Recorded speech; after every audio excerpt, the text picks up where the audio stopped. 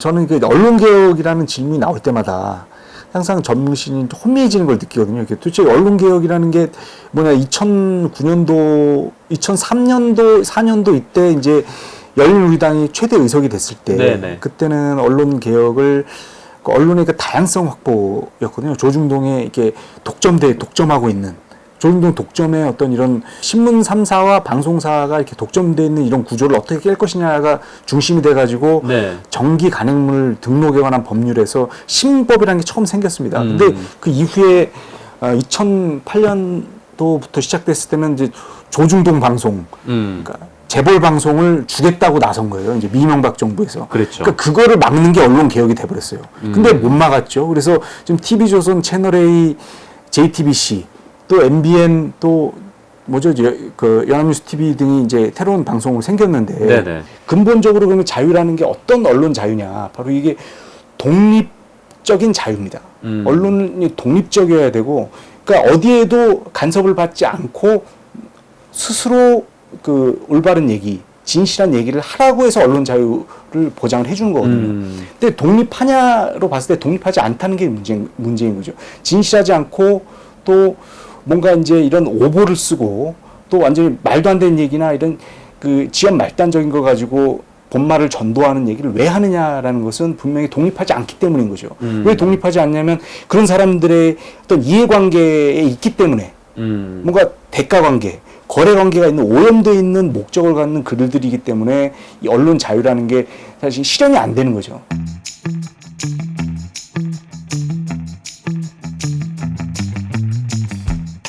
가짜 뉴스 한번 얘기를 해볼까요? 네, 그 징벌적 손해배상제.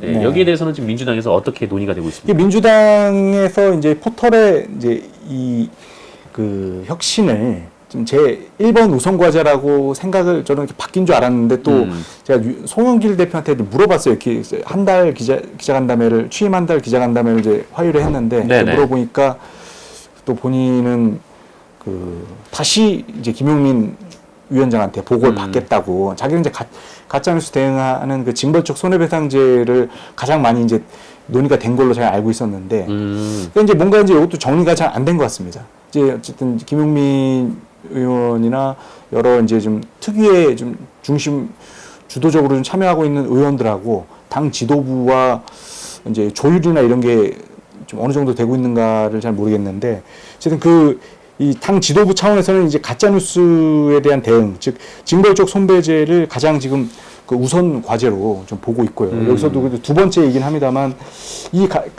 징벌적 손배제의 핵심은 이제 그 중과실을 했을 때, 그 고의 중과실을 했을 때 한 그 보도에 대해서는 3배 이하의 책임을 묻고, 또 악의적인 보도했을 때 이제 그 본래 피해의 3배까지 징벌적으로 손해배상을 물을 수 있다는 게 이제 핵심이거든요. 네네.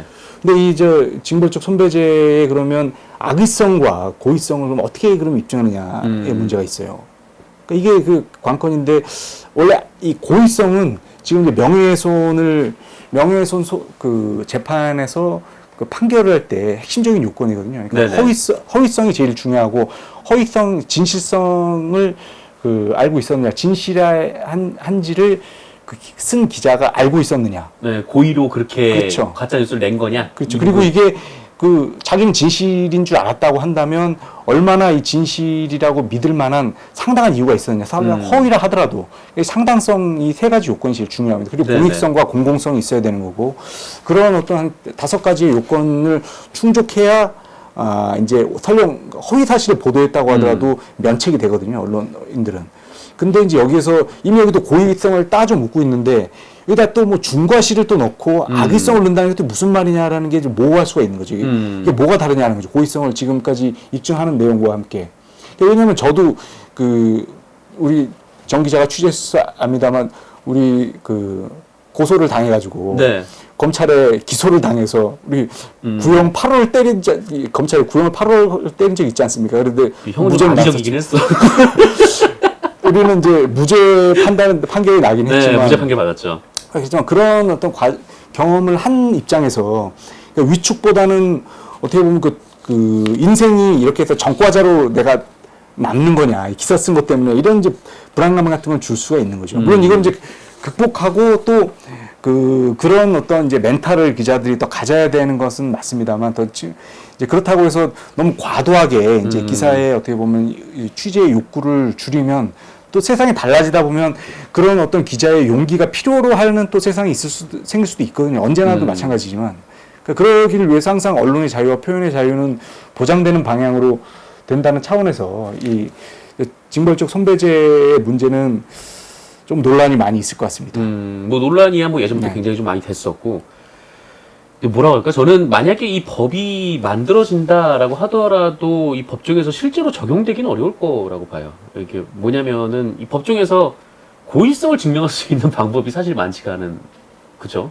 근데 고의성을 법정에서 어떻게 증명하냐면 사실 사람 마음속에 내가 알고 있었냐, 내가 고의로 저 사람을 이제 피해를 주려고 했는지를 판사가 그 기자의 마음속으로 들어가지 못하지 않습니까? 마음속에 들어가지 못하죠. 그러니까 뭐냐면 증거를 가지고 판단해요. 그러니까 네. 이 사람이 쓴 거, 취재한 내용, 들은 얘기 이런 것들을 다 물어봅니다. 물어봐서 이걸 쫙 보고 아 이거는 믿을 만한 이유가 고의로 있었군. 한 뭐 것이구나. 이런 게 있죠. 그러니까 범죄 동기도 범죄를 그 공모할 그 고의가 있었다. 이렇게 이제 추단하는 법적으로 판사가 추단을 하거든요. 결국은 그런 식으로 고의성을 입증을 하는데 그러니까 마찬가지로 그런 어떤 그 판사의 추단을 되게 어떻게 보면 중요한 그 어떤 판단 기준으로 그러니까 이 판결에 있어서 판단 기준으로 삼게 되겠죠, 만약 하게 되면. 그런 점에서 그런 세부적인 그렇죠. 어떤 근거들을 제시를 많이 해야 돼요. 그러니까 맞아요. 하게 되면. 그러니까 이게 뭐 사실 입증하기가 쉽지가 않은데, 그래서 언론 관련 판결을 보면은 이 설령 유죄가 나와서 벌금을 받더라도 벌금이 이렇게 크지 않아왔던 그렇죠. 게 사실입니다. 그래서 이게 뭐 완전히 뭐 고의성, 뭐 악의성 이거를 입증하기가 쉽지 않기 때문인데, 뭐 징벌적 손해배상 제도가 생긴다고 해도 뭐 그렇게 뭐 이렇게 적용이 될 수 있는 사례는 많지 않을 거라고 보는데, 근데 다만 좀 뭐랄까, 이게 뭐 사람들이 그 뉴스에 대한 굉장한 불신이 많이 생겨 있기 때문에 이렇게 사태를 끌고 간 것이 어쨌든 뭐 기자들이 좀 어느 정도 책임이 분명히 있지 않습니까? 네. 뭐 언론사나 기자들이나. 그래서 이 분노와 이 그 화가 난 상태를 어떻게 막을 것이냐. 뭐 물론 이제 기자들이 우려하는 지점을 알겠습니다만, 네. 네, 뭐 그런 점도 사실 좀 한번 생각해 봐야 될 문제가 아닌가, 저는 개인적으로 그렇게 생각하고 있습니다. 네, 뭐 저 그 부분도 저는 동감이고 미디어 오늘이 사실은 그런 어떤 이제 불만들, 언론에 의한 피해를 본 사람들에 대한 목소리와 그래서 피해자들에 대한 반론권을 되게 어떻게 보면 중요한 우리는 그런 잣대로 그 관점에 어떻게 보면 기준으로 삼아서 우리는 일을 해왔기 때문에 그 점을 대한 공감을 하는데 네네. 또 반대로 이제 기자들에 대한 과도한 탄압, 언론 장악, 또 이제 그 재갈 물리기도 또 중대한 사실은 그 과제이기 때문에 이게 이제 그 점도 이해하지만 이 점도 사실은 우리가 또 배제하기는 어렵다는 점을 그쵸. 좀 고민이 뭐 있습니다. 경계해야 저희도. 되는 그러니까 부분이긴 하죠. 다 같이 이제 그 감안을 해가지고 종합적으로 이제 판단을 해야 되는 또 문제인 것 같습니다. 네, 그렇습니다. 그러면은 좀 뭐라고 할까? 그럼 조현우 기자가 생각하는 그 언론개혁 입법은 어떻게 진행이 되는 게 좋겠습니까? 네. 그 언론개혁 입법을 지금 여러 가지 방안들이 있습니다. 이거 아까 말씀드린 이제 징벌적 손배제 말고도 그러니까 허위 조작 정보를 이제 규제하는 안이 있어요.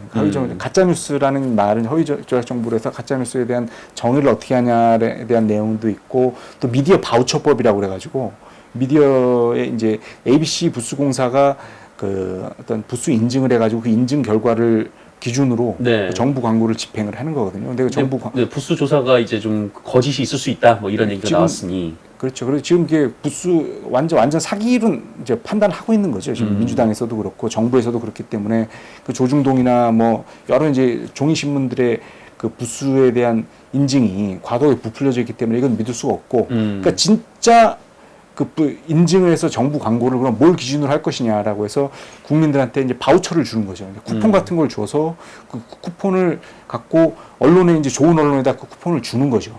주면 많이 받은 그 바우처를 많이 받은 그 매체가에다가 그 배분해 가지고 그 비율에 따라서 이제 그 정부 광고를 집행한다는 어떻게 보면 되게 참신한 발상이에요. 혁신적인 발상인데 네. 이 부분도 이제 그렇다면 자기가 좋아하는 이 기사가 맞건 틀리건 간에 이 매체가 싫거나 이게 이 기사가 마음에 안 들거나 하면 이게 좋은 기사든 나쁜 기사든 일단 거기는 안 주고 자기가 좋아하는 기사, 자기가 좋아하는 사람에 대해서 쓰는 기사, 좋아하는 사람이 쓰는 기사만 몰린다고 하면 인기 투표가 될 수도 있고 어떤 극단적인 양극화가 나타날 수도 있는 거죠. 이게 이것도 어떻게 보면 정치적 소비가 나타날 수가 있는 점도 하나의 이제 우려점이 될 수도 있는데, 근데 그렇더라도 해보자고 얘기하는 분들을 지금 법을 좀 추진하고 있는 분들은 그 얘기를 하고 있죠. 김승원 의원이라든지 김의겸 의원 같은 경우는 네네. 일단 일종의 이제 투표권이다, 민주주의다. 그래서 한번 해보자. 이런 차원에서는 이제 한번 아이디어는 참신한데 그런 문제점도 어떻게 보완할 것이냐만 하면은 지금처럼 어떻게 보면 되게 오래됐잖아요. ABC 부수라는 관점이나 이런 것들을 그런 걸 기준으로 해서 해왔던 시대가 지금은 이제 너무 오래된 구시대적이고, 그러니까 그런 거를 한번 좀 새로운 기준을 도입해보는 것도 저는 아이디어라고는 생각은 들어요. 참신한 아이디어고 되게 많은 고민을 하긴 했구나. 그런데 네. 좀 더 고민을 더 해봐야 된다는 생각이 들고요. 그리고 이 미디어 바우처법 외에도 이제 전통적으로 해야 될 게 이제 방송 지배구조 개선안입니다. 이게 그렇죠. 이제 언론 시민단체들이 요구하고 있는 게 이제 그게 가장 핵심인데. 그렇죠. 네. 그리고 우리가 아시겠습니다만 2008년부터 해가지고 이 방송 장악 문제로 얼마나 오래 시달렸습니까? 이명박 정권, 박근혜 정부 때 계속해서 이 KBS, MBC의 그 사장 문제 또 편파 방송 문제로 해가지고 이게 사실은 언론 개혁의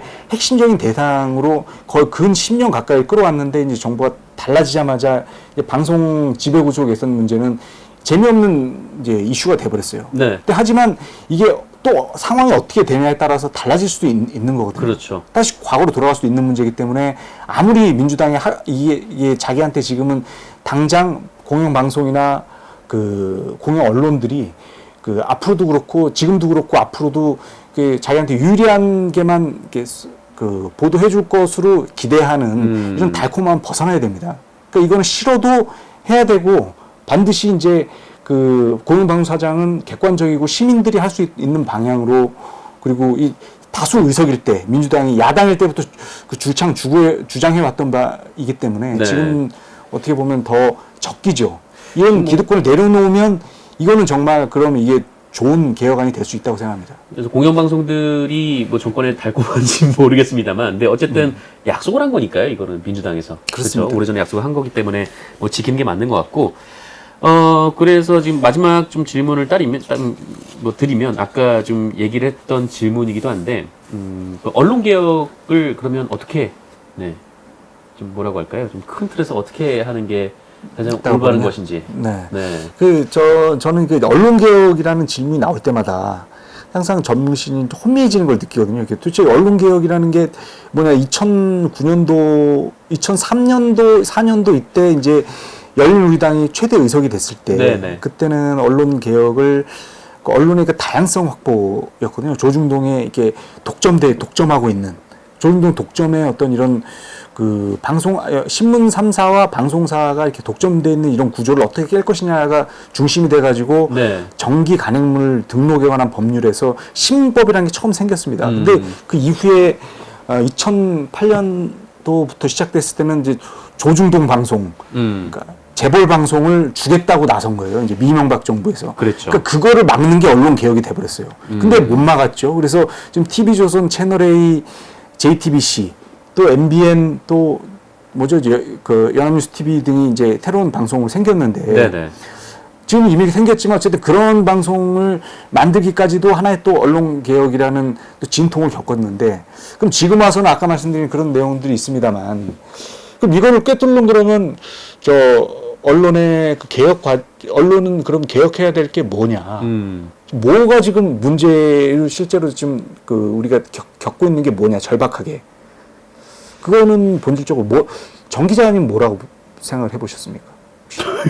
내가 질문했는데 한참 얘기하더니 질문이 나한테 오네요. 네. 아니 근데 저는 이 얘기를 들어보고 싶으니까 국회의원들한테 물어보고 싶어요. 정말 언론 개혁을 해야 되는 이유가 뭐라고 보니까 정권 재창출이나 국정 어떤 수행에 방해가 되기 때문이라고 생각한다 그러면 언론 개혁의 동력을 받을 수가 없거든요. 아, 그럼요. 뭐 그거 뭐 당연하고 뭐 근데 사실 뭐 지금 언론에 대한 불만과 불신은 뭐 굉장히 높은 게 현실이니까요. 네. 네, 지금 그냥 이른바 대통령 지지자들 이렇게 좀 비판하는 이제 기사들도 있기는 하지만 근데 사실 그 문제를 떠나서 이 언론의 신뢰도를 조사를 했을 때 80%가 불신한다는 여론조사 결과는 굉장히 좀 충격적으로 받아들여야 되는 상황은 분명한 것 같아요. 네, 그러니까 뭐 누구를 막론하고 다 언론을 불신하고 드라마를 보면 요새 기레기라는 말이 안 나오는 드라마가 없어요. 맞습니다. 뭐 그만큼 이제 언론 불신이 심각한데 네. 그래서 지금 왜냐면 그 뉴스를 통해 포털을 통해서 뉴스를 보는데 그 포털 뉴스를 보면은 너무 지저분하고 뭐 엉망진창이고 네. 뭐 한쪽 얘기만 딱 실려 있고 네. 이게 뭐 정치적인 얘기를 다 떠나서도 그냥 뭐 연예인 개인의 신변 잡기라든지 좀 이런 좀 공예 같은 언론 보도들이 네. 굉장히 좀 많기 때문에 그렇죠. 좀 뭐라고 할까요? 그러니까 언론 개혁에 대한 그 목소리가 굉장히 많이 분출하고 있고 그러면 정치권은 당연히 여기에 대해서 논의할 수밖에 없다.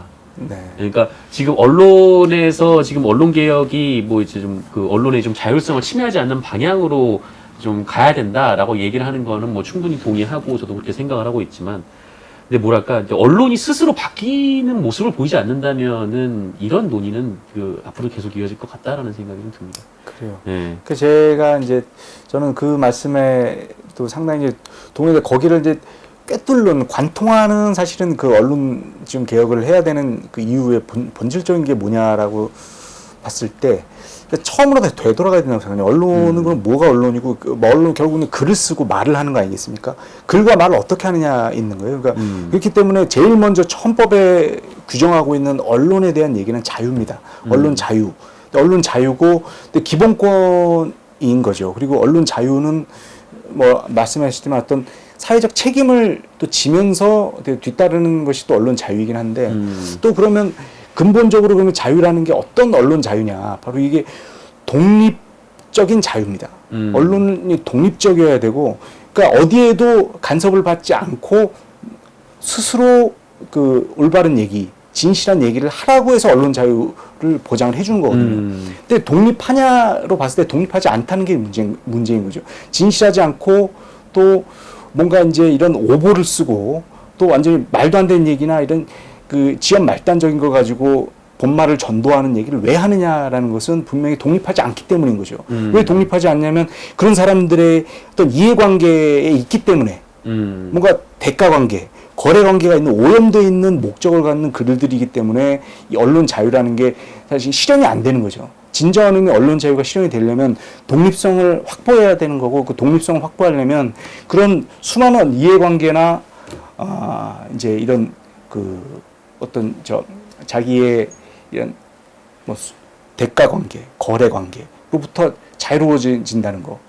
그 부분을 확보할 수 있는 것이 전 거기서부터 고민을 출발을 해야 되는 거고 그것에서 벗어나면 그런 어떤 이제 이해관계로부터 벗어나면 글이 나아질 거라고 봐요. 최소한. 그렇다면 이제 정말 필요로 하는 거 군더더기도 다 빼고 필요로 하는 쟁점에 대해서 시민들의 어떤 정말 민생과 삶에 대한 정말 핵심적으로 좀 해소돼야 할 문제를 찾으려고 노력을 할 텐데 우리는 일단 어쨌든 정파성이 가미가 되고 또 수익성이 가미가 되고 이런 것들에 의해서 몰려가죠. 그거를 수익성을 보장을 하려면 기업의 광고를 얻어야 되고 또 기업이 이 네이버나 이런 데를 통해서 광고를 하려면 거기가 많이 클릭이 돼야 되니까 또 거기에 맞게 되는 얘기라고. 근데 또 현 정부나 현 여당은 지금은 그 별로 언론에 대해서 신뢰하지 않으니까 여긴 싫고 그러니까 여기 또 좋게 보도해 주기 싫고 그런 거 알겠습니까? 그러니까 이제 지연 말단적이고 이제 시덥지 않은 얘기도 보도를 하는 거죠. 더 재밌고 깔깔대고 씹기 좋으니까.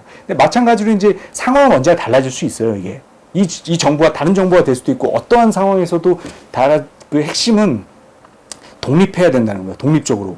나는 내가 비판을 하더라도 정말 비판해야 되기 때문에 하는 거지 난 누구를 잘 되게 하려고 난 내 배를 불리려고 하는 글이 아니라는 것을 보여주는 그렇게 할 수 있는 제도와 그 방안이 어떤 것이 있는지를 그 고민을 하는 게 전 그게 중요하다고 생각이 들어요. 그렇죠. 지금 여러 가지 매우 중요한 부분이고 네. 뭐 그러기 위해서 좀 그게 언론 개혁이라면 그 스스로 개혁을 잘 이렇게 해서 이제 뭐 국민들에게 보여줄 수밖에 없죠, 사실. 맞습니다. 네, 알겠습니다. 제도적으로도 좀 해야죠. 근데 그 스스로 할 수 있는 능력은 없어요. 지금 언론 너무 많아졌고 너무 경쟁적이어서 뭔가 도와주긴 해야 되는데 어쨌든 그 방향을 이제 잊지 말아야 된다는 저는 생각이 듭니다. 어쨌든 이런 개혁 그렇죠. 방안이나 제도적 정비는 해야죠. 근데 뭐 세상에 공짜는 없죠. 이 제도적 도움을 받으려면은 그렇습니다. 네, 또 다른 이제 뭔가 뭐 어차피 세금이 집행되는 거니까 뭐 분명히 뭐 이면에도 다른 게 있는 거니까.